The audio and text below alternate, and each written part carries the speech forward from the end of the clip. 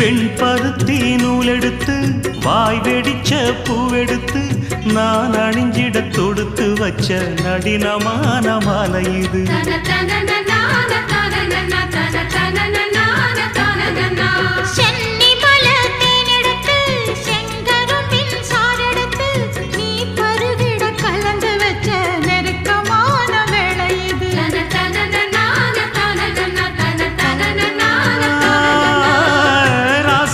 உடம்பிருக்கும் ரவிக்க துணி நானாக அன்னாடம் சூடி கொண்ட ஆசை வச்சாகாதா.